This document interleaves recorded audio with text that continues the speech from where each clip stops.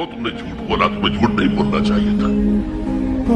किसी और ने मलामत की या नहीं की, तुम्हारे अंदर कोई शय है जो मलामत कर रही है। देखो तुमने फलां शख्स का दिल तोड़ दिया, ये अच्छा काम नहीं। ये है लव्वामा जिसकी कसम खाई गई, ला उक़सिमु बियौमिल क़ियामति वला उक़सिमु बिन्नफ्सिल लव्वामा। ये नफ्स लव्वामा हर इंसान में है, और जैसे हमारे ज़ाहिरी वजूद के तकाजे हैं, भूख लगती है, प्यास लगती है, इसे कपड़े की जरूरत है मौसमी असरात से बचाव के लिए, ये जो मानवी शख्सियत हमारी अंदर है, ये भी कुछ डिमांड करती है।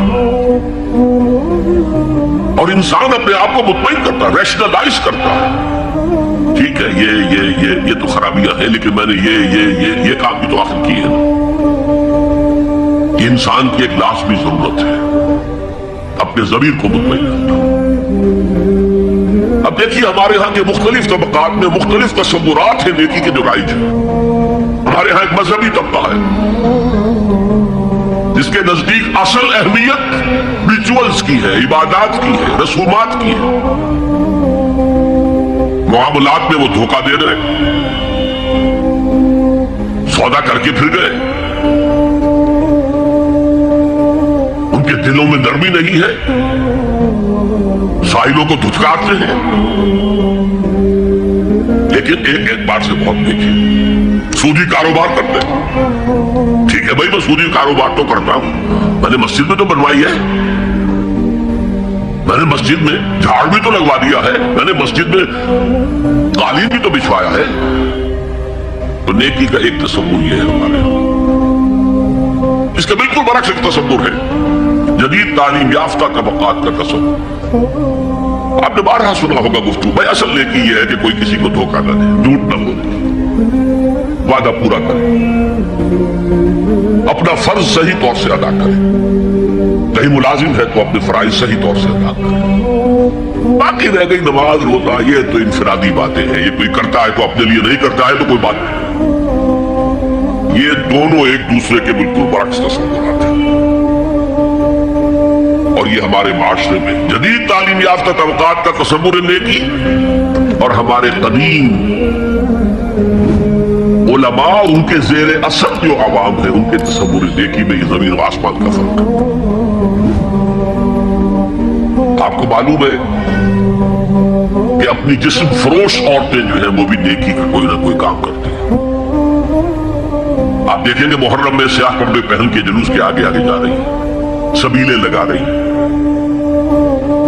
मुख्तलिफ मज़ारों में जब उर्स होता है वहां जाती है, धमाल खेलती है, वही स्याह कपड़े पहन के, वो भी अपने आप को मुतमईन करती है। मशहूर है एक वाकया शहंशाह आलमगीर औरंगजेब का। उसने दिल्ली में गाने बजाने पर पाबंदी लगा दी। अब जाहिर बात है जिनका ये पेशा था उनका धंधा खत्म तो आमद भी खत्म। लाख कोशिशें की लेकिन औरंगजेब टस से बस नहीं हुआ। तो उन्होंने एक अजीब तरकीब की,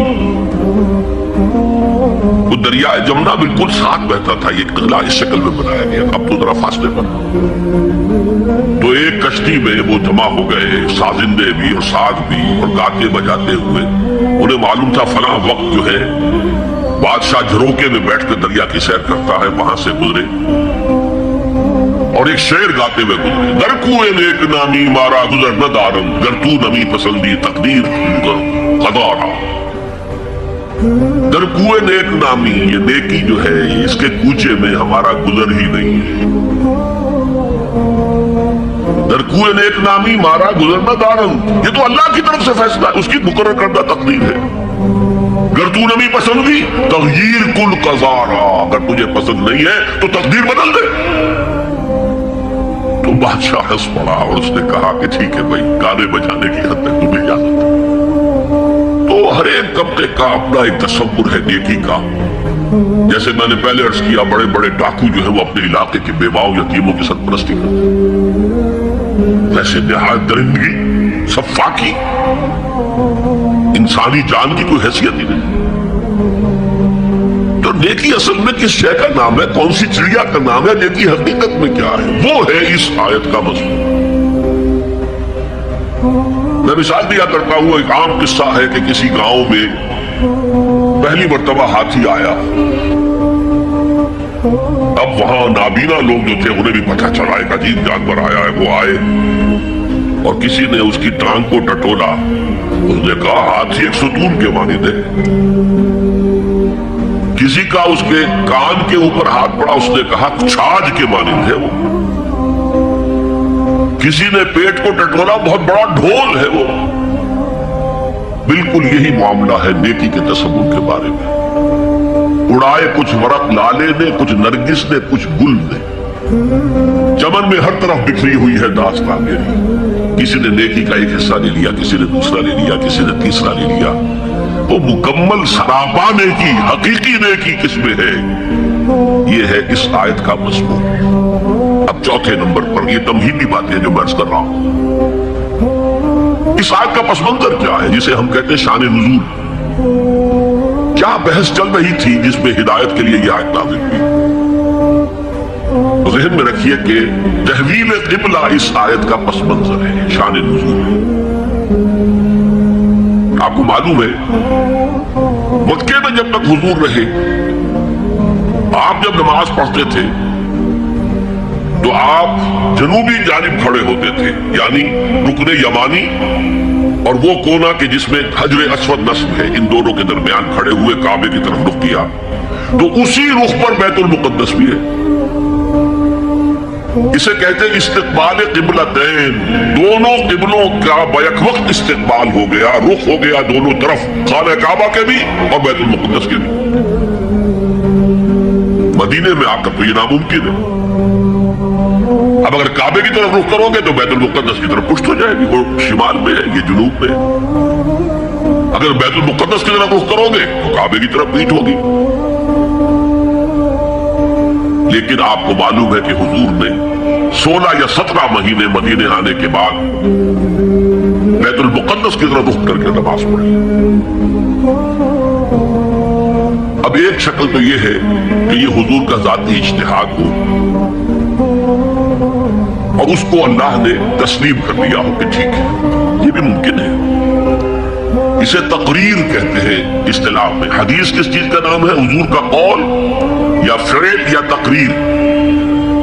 پہلی دونوں چیزوں تو آپ جانتے، قول اور فعل۔ یہ تقریر کیا ہے؟ حضور کے سامنے کوئی کام کیا گیا اور حضور نے نہیں روکا، تو امپلائڈ ہے اس کے اندر کہ یہ کام حرام نہیں ہے، حضور کے سامنے ہوا ہے، آپ نے روکا نہیں۔ تو اگر یہ ذاتی اجتہاد تھا تو تقریر ہو گئی اس کی اللہ کی طرف سے۔ لیکن زیادہ غالب پہلو یہ ہے کہ یہ اللہ کے حکم سے حضور نے کیا، اور یہ حکم وحی خفی کے ذریعے سے آیا، اس لیے کہ قرآن مجید میں اس کا ذکر نہیں کہ اللہ نے حکم دیا ہو کہ اے محمد صلی اللہ علیہ وسلم اب آپ اور آپ کے ساتھی بیت المقدس کی طرف رخ کر کے نماز پڑھ رہی نہیں ہے۔ تو یہ وحی خفی، وحی جلی، وحی خفی، دو قسم کی وحیاں حضور کو ہوتی تھی۔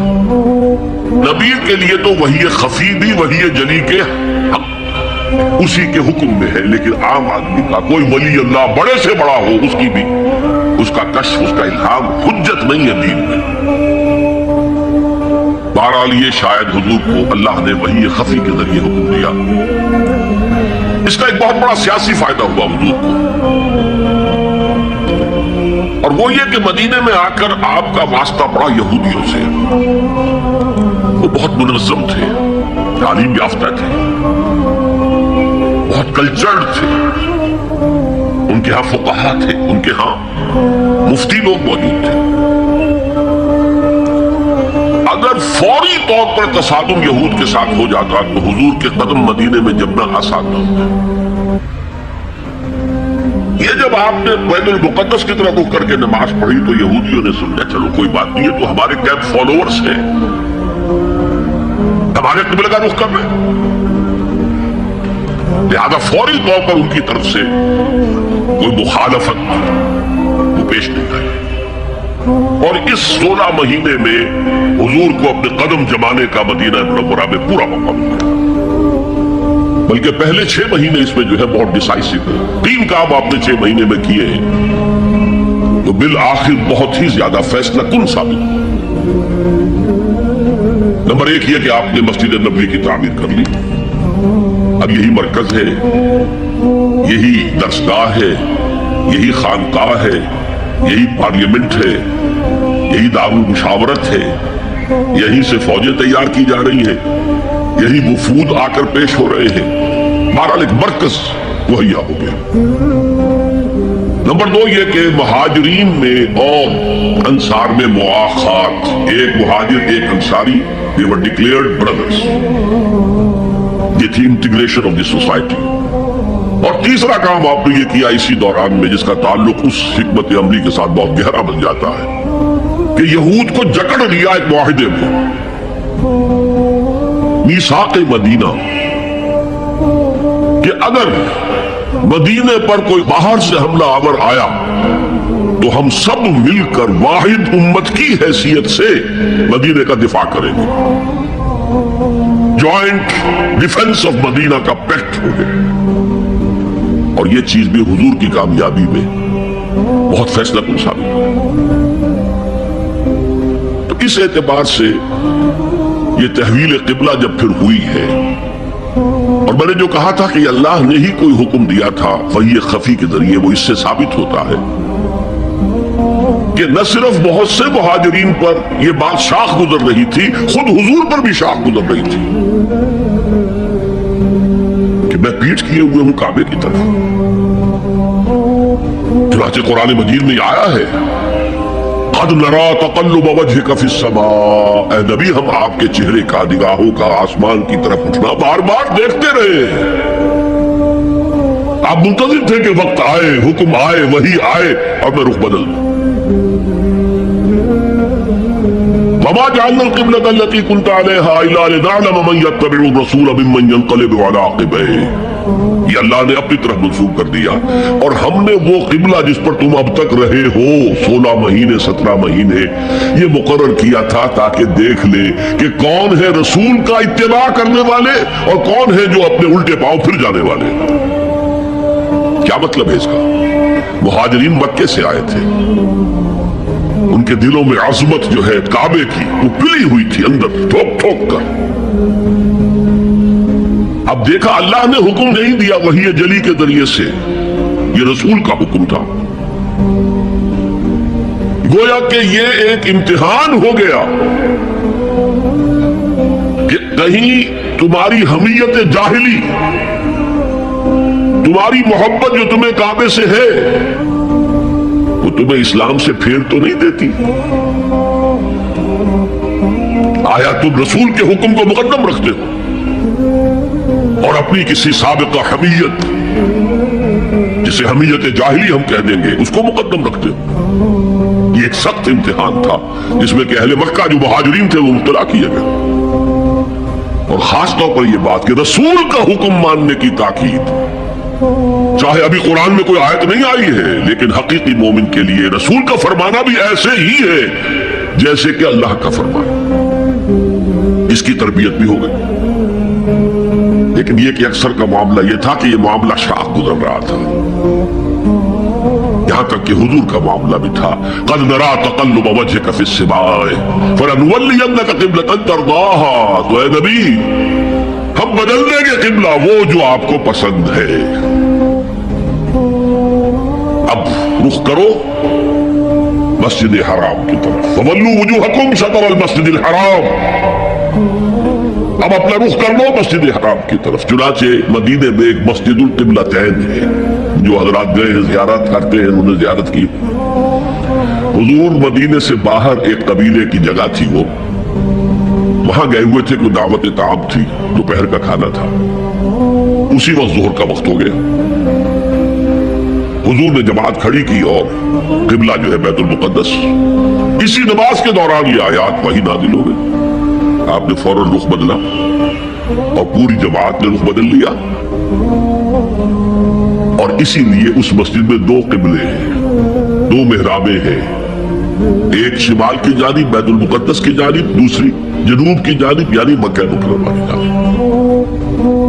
अब ये तहवील क़िबला जो है, ये है बात असल में समझने की एक बहुत बड़े फितने की बुनियाद बन गया। فتنہ آزمائش کو کہتے ہیں اور فتنہ فساد کو بھی کہتے ہیں۔ فساد یہودیوں کی طرف سے شروع ہوا، یہ کیسا نبی ہے جس کا قبلہ ہی معین نہیں؟ ابھی یہ شمال کی طرف رخ کر کے نماز پڑھ رہا تھا اور اب اس نے جو ہے جنوب کی طرف رخ کر لیا۔ کیسا رسول ہے یہ؟ کیسا نبی ہے؟ حضور کے خلاف لوگوں کو بھڑکانے کا انہیں اب ایک موقع ہاتھ آ گیا۔ اور آپ کے علم میں ہے کہ اوس اور خزرج کے جو عوام ہیں وہ یہود کے بہت زیر اثر تھے، بہت زیر اثر تھے۔ وہی بات کہ وہ سمجھتے تھے ہمارے پاس نہ کوئی شریعت ہے، نہ کتاب ہے، نہ کوئی قانون ہے، نہ ہمارے ہاں کوئی مفتی ہے، نہ قاضی ہے۔ ان کے ہاں تو کتاب ہے، شریعت ہے، مفتی ہے، قاضی ہے، ان کا تو بڑا کلچرڈ لوگ ہیں۔ تو ایک روپ تھا ان کا، لہذا یہ ایک ان کو موقع مل گیا کہ اس پر لوگوں کے جذبات کو بھڑکائیں اور حضور سے برگشتہ کر دیں۔ دوسری طرف سادہ نو مسلمانوں کے اندر بھی ایک فتنہ بطور آزمائش آ گیا کہ اگر اصل قبلہ یہ تھا تو یہ 16 مہینے کی نمازیں تو ہماری اکارت نہیں، غلط رخ پر پڑی ہم، اور نماز تو دین کا اصل ستون ہے، اور یہ نمازیں ہماری ضائع ہو گئی۔ یہ ان کے دلوں میں ایک وسوسہ پیدا ہوا۔ اس پہلو سے اس مسئلے پر بڑی مفصل گفتگو قرآن میں ہوئی ہے میرے اور آپ کے لیے، بلکہ مجھے اعتراف ہے کہ میں یہ سوچتا رہا اتنی مفصل گفتگو بار بار فَوَلُّوا وُجُوهَكُمْ شَطْرَ الْمَسْجِدِ الْحَرَامِ وَوَلُّوا وُجُوهَكُمْ شَطْرَهُ، یہ بار بار پورے 2 رکوع قرآن مجید میں، سورہ بقرہ کا 17واں رکوع 18واں رکوع اسی پر، اس لیے کہ ہم اس سینسٹیونیس کا اندازہ نہیں کر سکتے کہ جو اس وقت پیدا ہو گئی تھی اس پر۔ تحویل قبلہ پر یہ معمولی نہیں بات تھی، یہود نے سمجھ لیا تھا کہ اب معلوم ہوا یہ ایک نئی امت کا آغاز ہے، اس کا مرکز اب نیا بن گیا ہے۔ اب تک وہ سوچ رہے تھے کہ ہمارے ہی چنانچہ ایک اور واقعہ ہوا تھا کہ یہ عاشورہ کا روزہ رکھتے تھے یہودی۔ حضور نے پوچھا کیوں رکھتے ہو 10ویں محرم کا روزہ؟ انہوں نے کہا کہ اصل میں ہمیں جو نجات ملی تھی فرعون سے، اور فرعون کو جو غرق کیا گیا تھا لاؤ لشکر سمیت، وہ 10 محرم کو ہوا تھا، ہم شکرانے کے طور پر روزہ رکھتے۔ حضور نے فرمایا کہ موسیٰ کے تو ہم تم سے زیادہ مستحق ہیں، لہذا مسلمانوں کو حکم دیا کہ تم بھی 10ویں محرم کا روزہ رکھا کرو۔ اب یہ چیزیں ایسی تھیں کہ جس سے وہ پیسیفائڈ تھے ایک طرح سے کہ نہیں یہ کوئی نئی چیز نہیں ہے، یہ ہمارے کیمپ فالوورز، بلکہ حضور نے فرمایا تم 2 روز کا روزہ رکھو، 9ویں محرم کا بھی 10ویں کا۔ بہرحال اس پر جو ایک تشویش ہوئی ہے، اس تشویش کو دور کرنے کے لیے 2 رکوع 17واں 18واں رکوع 2 رکوع پورے کے پورے اسی بحث پر مشتمل ہیں۔ اور اس کے علاوہ اب میں مثال دوں کہ میرا ایک ہاتھ یوں ہے، ایک ہاتھ یوں ہے، بیچ میں میرا جسم ہے، تو اس بحث کا جسم جو ہے وہ تو وہ 2 رکوع ہے، رکوع 17واں 18واں، لیکن ادھر دور پہلے ایک آیت آ گئی تھی جس نے زمین ہموار کی، للہ المشرق والمغرب فینما تولوا فثم وجہ اللہ۔ 2 رکوع پہلے، مشرق و مغرب سب اللہ کے ہیں، جدھر بھی رخ کرو اللہ کا رخ ہے۔ قبلے کا مطلب یہ تو نہیں ہے کہ اللہ اس سمت میں محدود ہے، معاذ اللہ۔ اللہ کا رخ، اللہ تو مشرق میں ہے، مغرب میں ہے، شمال میں ہے، جنوب میں ہے، فوق میں ہے، تحت میں ہے، ہر جگہ ہے۔ للہ المشرق والمغرب فینما تولوا فثم وجہ اللہ، مشرق و مغرب سب اللہ کے ہیں، جدھر بھی تم رخ کرو گے وہ اللہ کا رخ ہے۔ یہ تمہید ہو گئی تھی۔ اس کے بعد ویسے وہاں جا کر عجیب سا محسوس ہوتا ہے کہ یہاں تو کوئی سیاق و سباق تو تھا نہیں، یہ آیت کس حوالے سے آئی ہے؟ اصل میں اس بحث کے لیے تمہید وہاں سے شروع کر کے بات چھوڑ دی گئی، اور پھر 2 رکوع آگے جو ہے وہ یہ آیت آ گئی کہ اگر ابھی کوئی ریزیڈول ایفیکٹ باقی ہے تو اب ان سے کہا جا رہا ہے سخن شناس نہیں دل برا خطائی جاست۔ لوگوں تم بات نہیں سمجھتے، سخن شناس نہیں ہو اے میرے محبوب، دل برا سخن شناس نہیں دل برا خطائی جا، خطا یہاں ہے۔ تم جسے اصل نیکی سمجھ بیٹھے ہو، ریچول ظاہری شکل، وہ اصل نیکی نہیں ہے، وہ کل نیکی نہیں ہے۔ نیکی تو اصل میں ایک روح ہے جو پورے وجود میں سرایت کرتی ہے، ایک بالکل مختلف انسان وجود میں لاتی ہے۔ ایک پورا مختلف کردار وجود میں لاتی ہے۔ نیکی تو حقیقت میں وہ ہے جیسے کہ ہمیں معلوم ہے نماز کا ایک ظاہر ہے، فقہ اس سے بحث کرے گی، لیکن اصل نماز آپ کو اللہ کی حضوری کا شرف حاصل ہوا، کچھ حضور قلب میسر آیا، کوئی خشوع و خضوع ہوا، کوئی اللہ کے ساتھ مخاطبت اور مکالمے کی صورت پیدا ہوئی؟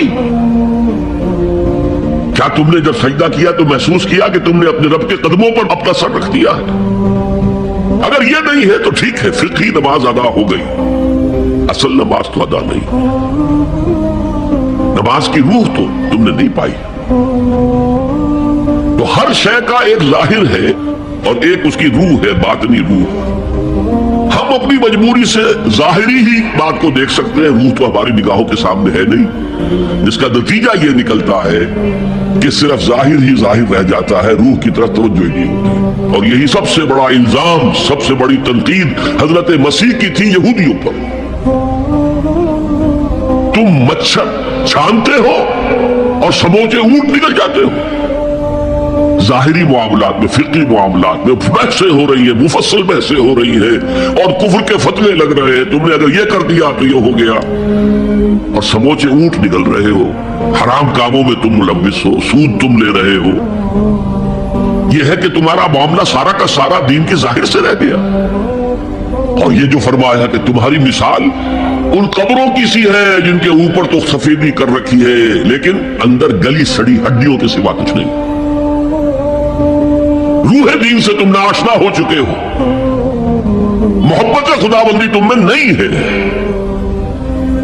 لیکن ظاہر پرستی ہے، مظاہر پرستی ہے، ریچولزم ہے، تمہارا دین یہ بن کر رہ گیا۔ آج ہمارے ہاں بھی صورتحال مختلف نہیں ہے، میں عرض کر چکا ہوں۔ سب سے بڑا طبقہ ہمارے ہاں ظاہر بات ہے کہ جو ہمارے علماء کے زیر اثر ہے، اور وہ فقہاء ہیں۔ اور فقیہ کا کام ہی ہے کہ وہ ظاہر سے بحث کرے، باطن سے تو بحث نہیں کر سکتا۔ لہذا ریچولز ہی ریچولز رہ گئے ہیں، حقیقی روح ہر شے کی ختم ہو چکی ہے۔ رہ گئی رسم اذان روح بلالی نہ رہی، اور فلسفہ رہ گیا تلقین غزالی نہ رہی۔ نماز و روزہ و قربانی و حج یہ سب باقی ہے، تو باقی نہیں۔ اب آئیے اس پر غور کیجئے، جو میں نے عرض کیا تھا لیس البر، اب زبر اور پیش میں زمین و آسمان کا فرق ہو جاتا ہے۔ لیس البر ہوتا جیسا کہ ہے سورہ بقرہ میں آگے جا کر، لیس البر ان تأتوا البیوت من ظہورها، ان کے ہاں یہ قاعدہ تھا یا ایک رواج ہو گیا تھا کہ اگر احرام باندھ کر گھر سے نکل آئے اور اب کسی ضرورت سے گھر جانا پڑا، دروازے سے نہیں داخل ہوئے، ایک دفعہ احرام باندھ کے نکل آئے، اب کیسے جائیں واپس؟ تو گھر کے پچھواڑے سے دیوار پھلانگ کے جاتے تھے۔ تو وہاں کہا یہ کوئی نیکی نہیں ہے۔ لیس البر ہوتا تو اس کا مطلب ہوتا سرے سے کوئی نیکی نہیں ہے، یہ تو ہمارا من گھڑت ایک خیال ہے۔ لیس البر یہ خبر ہے جسے مقدم کیا گیا ہے، اور اس کا مفہوم اب ہو گیا حصر کا، کل نیکی یہ نہیں ہے، یعنی نیکی کا ظاہر بھی ضروری ہے۔ یہ نہ سمجھو کہ نماز کا ظاہر کوئی معنی نہیں رکھتا، طہارت حاصل ہوئی ہے یا نہیں ہوئی ہے، وضو صحیح ہوا ہے یا نہیں ہوا ہے، جو پانی استعمال کیا تھا وہ بھی پاک تھا کہ نہیں تھا، یہ ساری چیزیں ضروری ہیں، دین کا ظاہر بھی ضروری ہے۔ یہ نہ نفی کیجئے کہ ان فقہا کا کیا ہے، ظاہر کو لیتے ہیں۔ ہمارے ہاں بعض جو ہے انتہا پسند جو ہے، جو ملنگ ٹائپ صوفی ہوتے ہیں، ایک تو حقیقی کوئی صوفی ہو، ایک ملنگ وہ ان تمام چیزوں کو چھوڑ بیٹھے۔ جیسے میں نے آپ کو شعر سنایا تھا اور اختلاف بھی کیا تھا، مولانا روم نے کچھ زیادتی کی ہے، سختی کی ہے، انداز بیان اچھا نہیں ہے کہ ماز قرآن مغزہ برداشتیں گستخاں پیش سگاں انداختیں، ہم نے قرآن سے اس کا اصل مغز جو ہے وہ کشید کر لیا ہے، ہڈی کا گولا ہم نے کھینچ لیا، اب ہڈی خالی ہمیں پھینک دی ہے۔ یہ ہمارے صوفیہ میں سے بعض کا طرز عمل رہا ہے جو غلط ہے۔ نہیں، ظاہر بھی اہم ہے، ظاہر بھی نیکی ہے۔ صلو کما رأیتمونی اصلی، نماز پڑھو اسی طرح جیسے مجھے دیکھتے ہو کہ میں نماز پڑھتا ہوں، ظاہر بھی کنفرم کرنا چاہیے اس کے ساتھ، لیکن اصل شے نماز میں توجہ ہے، انابت ہے، خشوع ہے، خضوع ہے، حضور قلب ہے۔ लिहाजा यहां तर्जुमा होगा, कुल नेकी यही नहीं है कि तुम अपने चेहरे मशरिक और मगरिब की तरफ करना। ये तो जाहिर है। और इसमें मुझे गालिब का शेर याद आ रहा है, किबले को अहले नजर किबला नुमा कहते हैं, है परे सरहद इदराक से अपना मसजूद। जिसे हम सजदा कर रहे हैं वो तो हमारे इदराक और शऊर और वहम और ख्याल और तसव्वुर और तखय्युल से वराउल वरा वराउल वरा वराउल वरा है, परे सरहद इदराक से अपना मसजूद। किबले को अहले नजर किबला नुमा कहते हैं। ये काबा तो किबला नुमा है। बहरहाल अब इसकी नफी करते हुए, जुज़वी नफी, कुल्ली नफी नहीं है, ऐसा दिन रहा कुल नेकी ये नहीं है कि तुम अपने चेहरे मशरिक और मगरिब की तरफ कर लो, वलाकिन्नल बिर्रा, बल्कि नेकी उसकी है। यहां पर भी अब लफ्ज महजूफ है, वलाकिन्नल बिर्रा बिर्रु मन आमन बिल्लाहि वल यौमिल आखिर। नेकी तो हकीकत में उसकी है। इसमें आगे बढ़ने से पहले मुझे याद आया कि मैं बिर के मफहूम पर भी कुछ गुफ्तगू कर लूं। बिर किसे कहते हैं? बहुत उम्दा बातें जो है पहले कही है। बिर और बर, ये दोनों मादा तो एक ही है, बहरो बर। जब तक इंसान समंदर में रहता है, आज का तो खैर तस्वुर न कीजिए, पहाड़ों जैसे जो है पहाड़ समंदर में चल रहे होते, आम हालात में कोई उसके इधर उधर जो है कोई हिचकोले महसूस नहीं होते। लेकिन पुराने जमाने के समंदर का तस्वुर कीजिए तो हर वक्त वो है आदमी गैर मुतमईन होता था, इसी वक्त कुछ हो सकता है, हिचकोला आ रहा है, उधर से आ रहा है, इधर से आ रहा है, तो दिल में खौफ सा रहता था, एक बेचैनी सी रहती थी, अदम तहफ्फुज का एक एहसास रहता था। बर पर खुशकी पर आते ही इत्मीनान हो गया। तो ये असल में इंसान के बातनी इत्मीनान के लिए, जो अभी आपने फरमाया कि नेकी वो है कि जिसको करके तुम्हें खुशी हासिल हो, और फतवा अपने दिल से ले लिया करो। मा हाका फी सदरिक, जो कुछ तुम्हारे सीने के अंदर जो कुछ जिससे खदबद हो जाए, जिससे बेचैनी हो जाए, वो इस्म है, वो गुनाह है। अल इस्म मा हाका फी सदरिक वकरे तायुत तला अलैह, और गुनाह वो है कि जिसके बारे में तुम्हें ये पसंद ना हो कि लोगों को उसकी इतला हो, वो गुनाह है। इसमें भी मुझे जैसे अंग्रेजी की एक नज़म का स्टैंजा जो है याद आया था, art is long and time is fleeting, दौड़ा जा रहा है ये वक्त, एंड अवर हार्ट्स दो stout and brave still like muffled drums are beating funeral marches to the grave. अपने दिल की हर बीट के साथ हम अपनी कब्र से करीब तर होते जा रहे हैं। इसी तरह की एक नज़म है, बड़ी प्यारी नज़म है, Charities that soothe and heal and bless are scattered over the feet of men like flowers. वो भलाइयां, वो नेकियां, वो खिदमत खल्क, charities which soothe and bless and heals, दिल के ऊपर मरहम सा रखा जाता है नेक काम करके, दिल को खुशी होती है नेक काम करके। Charities that soothe and heal and bless are scattered over the feet of men like flowers. ये तो उन फूलों के मानिंद है जो इंसान के कदमों में पड़े हुए हैं, जिसको चाहे उठा ले, जो चाहे उठा ले। No mystery is here, no special boon for the high and not for the low. The smoke ascends as high from the hearth of a humble cottage as from that of a haughty palace. धुआं उठता है तो एक कुटिया में जो चूल्हा जल रहा है उससे भी उठेगा तो जाएगा ऊपर, और महल का कोई बहुत बड़ा किचन है तो उससे भी उठेगा तो ऊपर जाएगा। लिहाजा ये गरीब और अमीर का फर्क नहीं है, हर शख्स इस नेकी में से हिस्सा ले सकता है। तुम्हारे पास एक रोटी थी, तुमने आधी दे दी किसी मांगने वाले को, तुम्हारा हिस्सा हो गया, बहुत बड़ा हिस्सा हो गया। और किसी बड़े अमीर आदमी ने 150 जो है मिस्कीन को खाना खिला दिया, वो उसके करीब भी नहीं आ सकेगा अजर व सवाब के एतबार से उस शख्स के कि जिसके पास एक ही रोटी थी और उसने आधी दी। तो बिर جو ہے حقیقت میں لیس البر ان تولوا وجوهکم قبل المشرق والمغرب ولكن البر من آمن بالله واليوم الآخر والملائکۃ والکتاب والنبیین. میں بھی ایک زمانے میں اس پر کچھ متردد سا ہوتا تھا، کچھ سوچتا تھا یہ نیکی کیا تعلق تو ہم عمل سے سمجھتے ہیں، یہاں ایمان کی بحث کی کیا ضرورت ہے؟ ایمان تو ایک باطنی حقیقت ہے، نیکی جو ہے وہ ایک ظاہری خارجی حقیقت ہے. لیکن پھر سمجھ میں آیا کہ اصل نیکی وہ نیت ہے جس کے ساتھ وہ کام کیا جا رہا ہے. اگر خیرات بانٹی جا رہی ہے، جھگیوں میں جا کر میلے کچیلے بچوں کو گود میں لے کر اپنی سفید اشکروں کو بھی خراب کیا جا رہا ہے، اور معلوم ہے کہ یہ اس لیے کر رہا ہے کہ آئندہ الیکشن میں کھڑا ہونا ہے، تو کوئی ہے جو کہے گا کہ یہ نیکی ہو رہی ہے؟ کام تو بظاہر بڑی نیکی کا کام ہے. نیکی کے لیے شرط اول اللہ پر ایمان ہے، اس کی موٹیویشن لو آف گاڈ. اس کے سوا اگر کوئی اور موٹیو ہے، اگر دنیا میں شہرت چاہیے، اگر اس نیکی کے ذریعے سے بھی مال کمانے کا معاملہ ہے، دھندا ہے، نیکی کے پردے میں دھندا ہو رہا ہے، وہ نیکی نہیں ہے، چاہے ظاہری اعتبار سے وہ بہت بڑی نیکی ہو. تو سب سے پہلا مسئلہ نیت کا ہے، نیت کا ہے، نیت کا ہے. کس ارادے کے تحت یہ نیکی کی جا رہی ہے؟ کیا مقصود ہے، کیا مطلوب ہے؟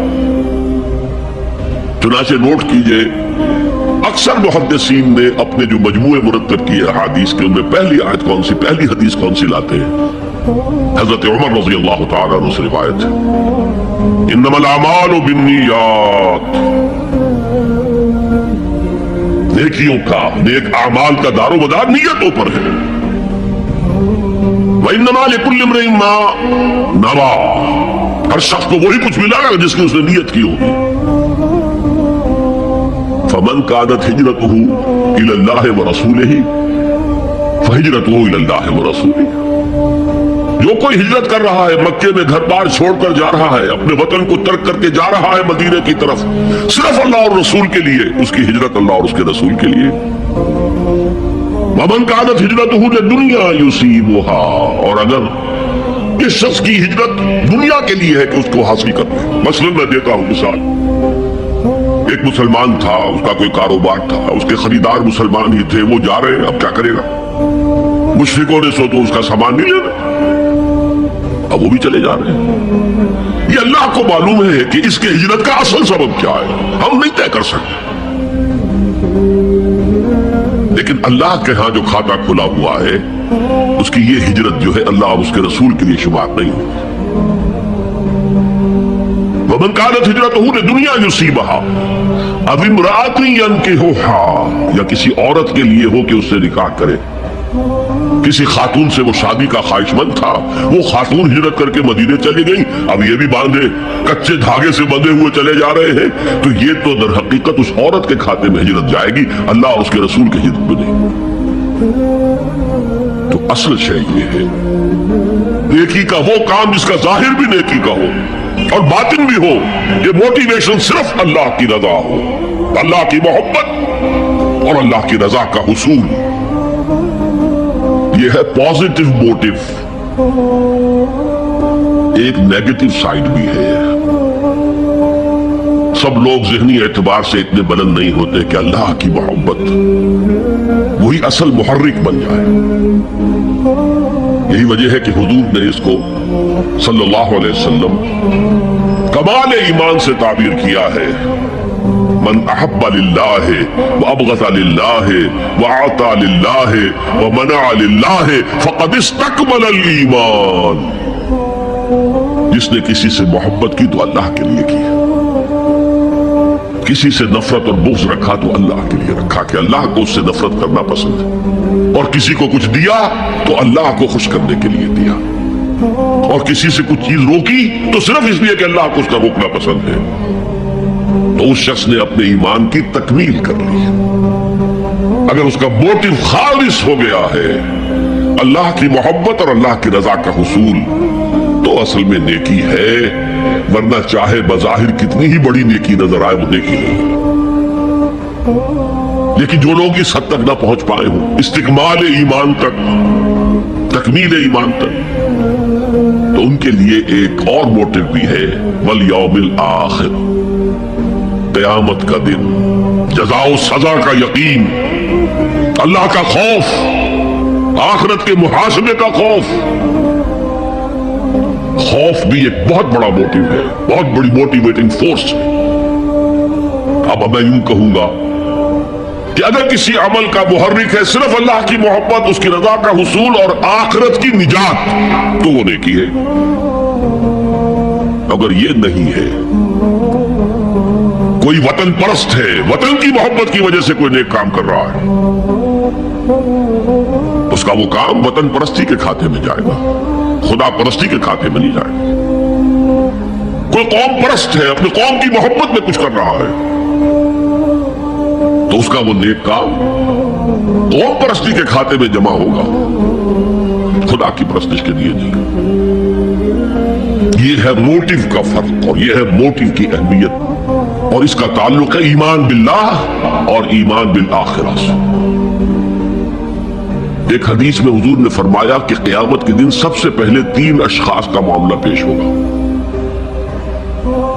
ایک وہ تھا کہ جو اللہ کی راہ میں جنگ کرتا ہوا مارا گیا تھا، دنیا میں شہید سمجھا جا رہا تھا۔ ایک وہ تھا جسے اللہ نے علم بہت دیا تھا، اس نے علم کو پھیلایا، خوب پھیلایا۔ اور ایک وہ جس کے پاس جس کو اللہ نے بہت دولت دی تھی، اس نے دولت جو ہے نیکی کے کاموں میں، بلائی کے کاموں میں، غربا، یتامى، مساکین کے لیے خرچ کیا۔ اب اللہ پوچھے گا ان شہید صاحب سے کہ دیکھو میں نے تمہیں صحت دی تھی، جسمانی قوت دی تھی، تم نے کیا کیا؟ وہ کہے گا اے اللہ میں نے تیرے لیے قتال کیا اور اپنی جان دے دی۔ اللہ فرمائے گا کذبت، تو نے جھوٹ بولا، انک قد قاتلت لأن یقال جریء، تو نے تو یہ جنگ میں حصہ لیا تھا اس لیے کہ تیری شجاعت کا ڈنکا بج جائے، تیری جرأت کی شہرت ہو جائے۔ وقد قیلا، وہ کہا جا چکا، اب یہاں تمہارے لیے کچھ نہیں ہے، اور فرشتوں کو حکم ہوگا اور اوندے منہ گھسیٹتے ہوئے اس کو جہنم میں ڈال دیں۔ یہی حشر ہوگا اس عالم کا، تو نے وہ نیکی کا کام کیا تھا، لئن یقال عالم، کہا جا چکا دنیا میں، ڈنکا بج چکا تمہاری شہرت کا۔ اب اس میں نوٹ کیجئے، اگر کسی عالم کے علم کا ڈنکا بج جائے، اس کی اپنی نیت وہ نہیں تھی تو اس کے اندر کوئی خرابی نہیں ہے، یہاں معاملہ نیت کا ہے۔ اگر نیت یہ ہو کہ میرے علم کی شہرت ہو جائے، میرے ہاتھ چومے جائیں، مجھے نذرانے پیش کیے جائیں، تو پھر وہی حشر اس کا ہوگا کہ اوندھے منہ گھسیٹ کر جہنم میں ڈال دیا جائے۔ یہی حشر اس سخی کا ہوگا جس نے سخاوت کی تھی، جس کی سخاوت کے ڈنکے بج گئے تھے، اس کا بھی یہی حشر ہوگا۔ تو انما الاعمال بالنیات، اور یہاں نیکی کی بحث میں سب سے پہلے ولکن البر بر من آمن باللہ والیوم الآخر۔ اب جو والملائکۃ والکتاب والنبیین، ان تینوں کو جمع کر لیجئے، اس سے مراد ہے نبوت اور رسالت۔ ملائکہ وحی کا ذریعہ ہے جو انبیاء تک لے کر آتے رہے، اس وحی کا جو ریکارڈ مرتب ہوا وہ کتابیں ہیں، اور جن پر وہ وحی آئی وہ نبی ہے۔ ان تینوں کو جمع کر لیجئے، رسالت، ایمان باللہ، ایمان بالآخرہ اور ایمان بالرسالت۔ اب اس کا تعلق کیا ہے نیکی کے ساتھ؟ یہ ذرا گہری بات ہے۔ دیکھیے نیکی کا جذبہ بھی، جو انسان کے پیشنز ہوتے ہیں وہ اندھے بہرے ہوتے ہیں، پیشنز، جذبات، نیکی بھی ایک جذبہ ہے۔ کبھی یہ جذبہ حد اعتدال سے تجاوز کر کے بدی بنا دیتا ہے، جیسے رہبانیت، ترک دنیا، شادی نہیں کروں گا، گھر گھرستی کا بکھیڑا مول نہیں لوں گا، بس اللہ سے لو لگاؤں گا۔ ظاہر بات ہے جس نے بھی فیصلہ کیا نیکی کے جذبے کے تحت کیا نا، لیکن اس کا جو نتیجہ نکلا اکثر و بیشتر پھر حرام کاری ہوئی، آپ عیسائیت کی جو ہے ہسٹری آف کرسچین موناسٹسزم اس کا مطالعہ کیجئے. انہوں نے خود لکھا ہے کہ بظاہر راہب خانے ہیں، راہب اور راہبائیں رہتی ہیں، اور ان کے تہخانوں میں حرامی بچوں کے قبرستان ہو جاتے تھے. یہ نیکی کے جذبے نے بدی کو جنم دیا ہے. حضور کے ساتھ ایسا ہوا. 3 اشخاص آئے، انہوں نے حضور کی ازواج مطہرات سے معلوم کیا آپ رات کو کتنا وقت نماز میں لگاتے ہیں، آپ مہینے میں کتنے نفلی روزے رکھتے ہیں. اب جو کچھ انہیں بتایا گیا، حضور کی زندگی کھلی کتاب تھی، بتا دیا گیا اتنا عرصہ جو ہے آپ رات کو تہجد پڑھتے ہیں، بتا دیا گیا مہینے میں اتنے روزے رکھتے ہیں. انہوں نے اسے کم سمجھا، فتقالوہا، قلیل سمجھا کہ یہ تو زیادہ نہیں ہے، ہمارا تو خیال تھا کہ آپ ساری رات ہی کھڑے رہتے ہو. لیکن اپنے دل کو مطمئن کرنے کے لیے کہ حضور کی کہیں توہین بھی نہ ہو جائے، کہا جی انہیں تو ضرورت نہیں ہے، وہ تو معصوم ہی ہے، ان کی خطائیں اول تو ہوتی نہیں، اگر کوئی ہے بھی تو اللہ نے کہہ دیا قد غفر اللہ لک ذنبک ما تقدم منها وما تاخر، اللہ نے تو معاف کر دی اگلے پچھلے سارے گناہ، میرے لیے یہ کافی نہیں ہے. ایک نے کہا میں پوری رات عبادت کروں گا، اپنی قبر بستر سے نہیں لگا. دوسرے نے کہا کہ میں ہمیشہ ہر روز روزہ رکھوں گا، کبھی افطار نہیں کروں گا. تیسرے نے کہا میں کوئی شادی بیاہ نہیں کروں گا، یہ ککیڑ میں نہیں پڑوں گا. میں حضور کو خبر ہو گئی، آپ نے طلب فرمایا اور غصے کے انداز میں وہ الفاظ کہے کہ جو حضور سے بالکل متوقع نہیں. واللہ انی لاتقاکم واخشاکم، خدا کی قسم میں تم سب سے زیادہ متقی ہوں اور سب سے زیادہ اللہ سے ڈرنے والا ہوں. لیکن میرا طریق یہ ہے کہ میں رات کو سوتا بھی ہوں اور نماز بھی پڑھتا ہوں، میں روزہ رکھتا بھی ہوں، نافلہ بھی کرتا ہوں. میں نے شادیاں کی ہیں، متعدد ازواج میرے گھروں میں ہیں. فمن رغب عن سنتی فلیس منی، جو بھی میری سنت سے ہٹا وہ مجھ میں سے نہیں ہے، میرا امت ہی نہیں ہے. تو نیکی کا جذبہ بھی حد اعتدال سے تجاوز کر کے بدی کو جنم دے سکتا ہے. ایک صحابی، نوجوان صحابہ میں سے عبداللہ ابن عمرو بن العاص، عجیب یہ بات ہے کہ باپ جو ہے بہت بڑا سیاستدان، بہت بڑا جری سپہ سالار، بہت بڑا حکمران، حضرت عمرو بن العاص، بیٹا نہایت زاہد و عابد، مرتاس، زاہد مرتاس، ساری رات کھڑے ہیں، بستر سے کمر ہی نہیں لگائی، ہر روز روزے سے ہیں. یہ خبر دی گئی حضور کو تو آپ نے طلب فرمایا یا عبداللہ اولم اخبر انک تقوم اللیل وتصوم النہار، اے عبداللہ مجھے یہ خبر نہیں دی گئی ہے، یعنی یہ بات جو ہے صحیح ہے کہ نہیں کہ تم ساری رات عبادت کرتے ہو، ہر روز روزہ رکھتے ہو؟ کیا کہہ سکتے تھے؟ بلا یا رسول اللہ، حضور ایسا تو ہے. فرمایا لا تفعل، ہرگز ایسا مت کرو. فإن لزوجك عليك حقا وإن لزورك عليك حقا بل إن لنفسك عليك حقا، تمہارے نفس کے بھی تم پر حقوق ہیں، تمہاری بیوی کے بھی تم پر حقوق ہیں. ان کی زوجہ سے کسی نے پوچھا تھا تم ہمیشہ میلی کچیلی رہتی ہو، کبھی ہم نے تمہیں کسی اچھے لباس میں کس کوئی جسے سنگھار کہہ دیتے کہ یہ میں نے دیکھا؟ تو ان کا کہ مجھے کیا غرض ہے، تمہارے بھائی کو تو مجھ سے کوئی غرض ہے ہی نہیں، میں کس کے لیے بناؤ سنگھار کروں؟ یہ بھی الفاظ آتے ہیں. فرمایا ہرگز مت کرو. میں تو کرتا ہوں، میں روزے بھی رکھتا ہوں لیکن نہیں بھی رکھتا، میں نماز پڑھتا ہوں لیکن سوتا بھی، میری بیویاں ہیں متعدد، تو میری سنت اگر تم نے چھوڑ دی تو تمہارا مجھ سے کوئی تعلق نہیں ہوگا. اس کا مطلب کیا ہوا؟ تو سبب نیکی کا ایک ماڈل بھی سامنے رہنا چاہیے جس میں توازن ہو، اعتدال. انبیاء وہ توازن پیش کرتے ہیں اپنے کردار اور شخصیت کے ذریعے سے. وہ جو فرمایا گیا لَقَدْ كَانَ لَكُمْ فِي رَسُولِ اللَّهِ أُسْوَةٌ حَسَنَةٌ، تمہارے لیے اللہ کے رسول کی شخصیت میں ایک اچھا نمونہ ہے. یہ نمونہ معتدل ہے، متوازن ہے، हजरत आयशा फरमाती है हुजूर हमारे माबैन तशरीफ फरमा होते थे, प्यार और मोहब्बत की बातें भी होती थी। हुजूर हमारे यहाँ के जो जरा ज्यादा दीनदार, जिन्हें ज्यादा फसाला लग जाता है, वो करख्त मिजाज के घरों में भी मालूम हुआ दाखिल क्या हुआ क़यामत आ गई है, तो उस तरह का नहीं था मामला। अपनी बीवियों की दिलजोई, उनसे मोहब्बत और प्यार की बातें। लेकिन हजरत आयशा फरमाती है कि हमारे दरमियान बैठे होते थे और प्यार और मोहब्बत की गुफ्तगू हो रही होती थी, अजान की आवाज आते ही ऐसे ही उठकर चल देते थे जैसे हमें जानते भी नहीं कि हम कौन हैं। ये तवाज़ुन पैदा करो, करके दुनिया नहीं, दुनिया में रहो और फिर वो किरदार पेश करो जो मोहम्मद ने पेश किया सल्लल्लाहु अलैहि वसल्लम और आपके साहबा ने पेश किया। दुनिया में रहते हुए करके दुनिया इस मानी में दुनिया मकसूद न बन जाए, मतलूब न बन जाए। ला मकसूद इल्लल्लाह, ला मतलूब इल्लल्लाह, ला महबूब इल्लल्लाह। तो ये है इस नेकी की बहस में ईमान बिल रिसालत का मामला। अब आगे चलते हैं। वआतल माला अला हुब्बिही, और देता है वो अपना माल, या दिया उसने अपना माल उस माल की मोहब्बत के बावजूद, अला रग़म। जिन हज़रात ने तर्जुमा किया है कि अल्लाह की मोहब्बत की वजह से, अल्लाह की मोहब्बत में वो माल देते हैं, ये गलत है।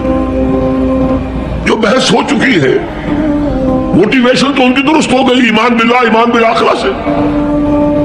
अब आगे उसके तकरार की जरूरत नहीं है। और अरबी में किसी की मोहब्बत में कोई शय आए तो फी या लाम आएगा। अला आता है मुखालफत के लिए, अला रग़म। माल महबूब है, किसको नहीं है? ज़ुय्यिना लिन्नासि हुब्बु शहवाति मिनन निसाइ वल बनीन वल क़नातिरिल मुक़ंतरति मिनज़ ज़हबि वल फ़िज़्ज़ति वल ख़ैलिल मुसव्वमति वल अनामि वल हर्स। इंसान की सरिश्त को अल्लाह से ज्यादा जानने वाला कौन है? वो फरमा रहा, सूरह आले इमरान की आयत है, मुज़य्यन कर दी गई है इंसानों के लिए मोहब्बत बीवियों की, बेटों की और ढेरों माल की, सोने की और चांदी की, और घोड़े वो के जो पेडिग्री वाले हो और जो बहुत आला नस्ल के हो, खैरुल मुसव्वमा, निशान ज़दा घोड़े, और माल हो, भेड़े बकरियों को गले के गले हो, और गाय और बैल हो, और ये सारी चीजें महबूब है। इस मोहब्बत के खिलाफ अमल करते हुए माल खर्च करना, तभी तो मुजाहिदा है। तो जैसे उर्दू में हम अला रग़म कहते हैं, अला रग़म, बावजूद उसकी मोहब्बत के वो खर्च करते हैं। अब यहां जो असल नोट करने का नुक्ता है वो क्या है? देखिए, इस्लाम का जो निजाम है दुनियावी, उसमें ईमान के बाद पहली शय नमाज है।